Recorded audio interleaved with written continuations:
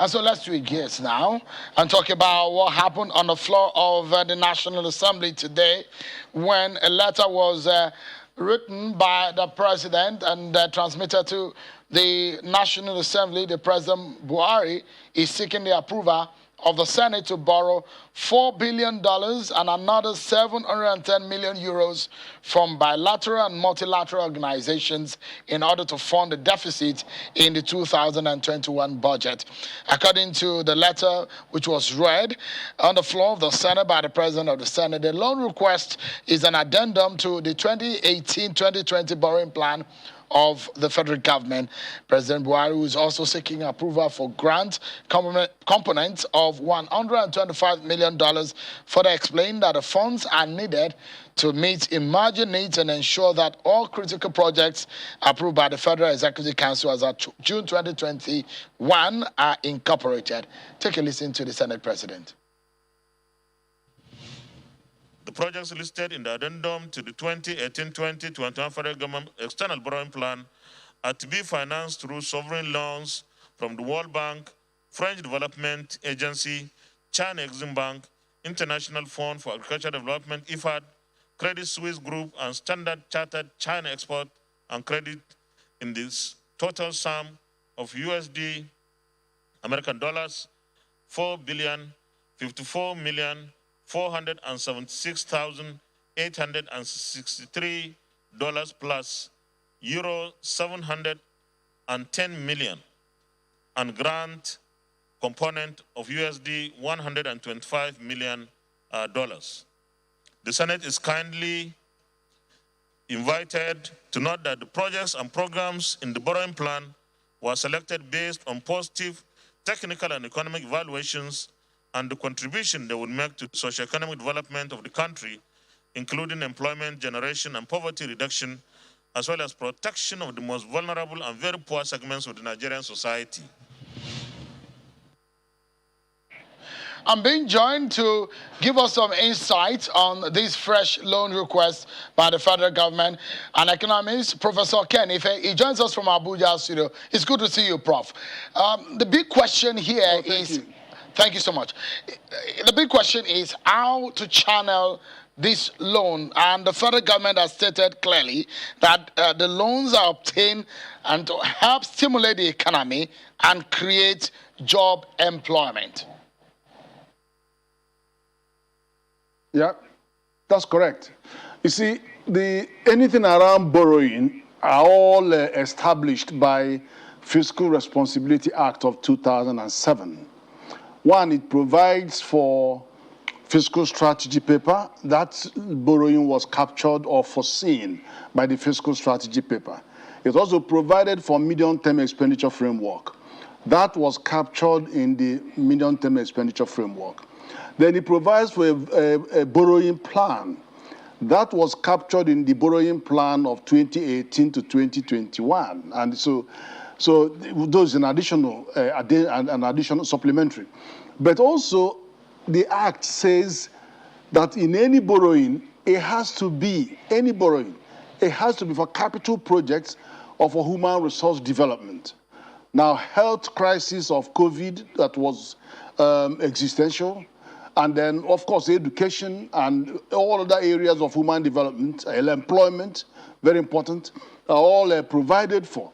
Then one other important thing that he did mention, which the Act says, any borrowing, you have to establish the cost benefit of that borrowing. And then you could see the level of articulation that it was going to be, what it has to do. And so showing that that test, it has been subjected to that scrutiny. By the Debt Management Office, of course. So, the next question will now be on the integrity of the borrowing. There's nothing wrong in borrowing. Everybody borrows. The leveraging, especially where it's cheaper than the domestic loans, as you know, so countries borrow. But there are standard guidelines, just guidelines or best practice, international best practices. For countries in our region, in our area, developing countries, they tend to stay at 40%, below 40%. For more advanced countries, 60% is the sort of benchmark But you have seen that most advanced countries are even over 100%. Some are 80 to 100. America is in the area. Japan is over 100%. You come to our own area, you see some countries that are in our peer group that are even up to 100%. But that is, the issue is not the size of our borrowing, because it's a moving target. It's always, whenever you look at the money, it looks big, but always look at it as a proportion of the GDP. So that is where, you see, at the moment, we are over 30. The reason being that you have to now add the overdraft of $25 billion, which is 10 trillion. When you add that, then it goes over 30 heading to 34%. But otherwise, it has always been around 2021, which has been what it was in 2005, 7, and then jumped and came back. So it's been hovering around that. But also know that the last count showed that there was a drop in the external borrowing by about 500 million, which was because of the 500 million repayment of the euro loan. So one thing that you can say very positively, though, is that we haven't defaulted. For this last 6 years, we haven't defaulted. In 2005, we had a situation where over about 40% of that 30 billion we were owing were actually penalties for not paying, for missing the payments and all of that. So I wouldn't lose my breath on the size of the borrowing, but I would say that my concern is the other side of the coin, which is the quantum of debt service as a proportion of government revenue. But bear in mind that whilst we are the lowest in Africa, government revenue to GDP about 6 to 8%, moving target as well, there are assurances now that these things are going to get better. Even the projections on this particular financial year was about 46.8% of the debt service to government revenue. And then you've seen a few weeks ago that the money expected by FIRS from the reorganization of the NNPC under the PIA law shows that they are hoping to get over 10 trillion next year. So which means that their revenue is going to double. So that gives me some hope, because otherwise it is going to be tough to explain how you can sustain all of that. But the current overdraft that is now being converted to 30-year loan, a long-term loan, gave us a moratorium of 2 years. So that means it won't crystallize in the life of this government. So it's got to be from 2 years and above. All right. But also, there are other things that are bringing in comfort. Okay, sorry. I wanted to, because you spoke about the issue of revenue, still talking about how to channel these loans. The federal government had come to say within the Nigerian Economic Sustainability Plan that it's the focus of some of these loans will be on issue of infrastructure, sectors of infrastructure, health, agriculture, and food security, energy, COVID-19. These are some of the areas in which some of these monies are going to go and be channeled towards. How fast can we be able to stimulate the economy? Because you spoke about revenue, in generating revenue to get the economy back on its feet. Well, in terms of generating revenue, what I would have to say that those things you've just mentioned are legitimate because they fall within the definition of what this debt could be borrowed for.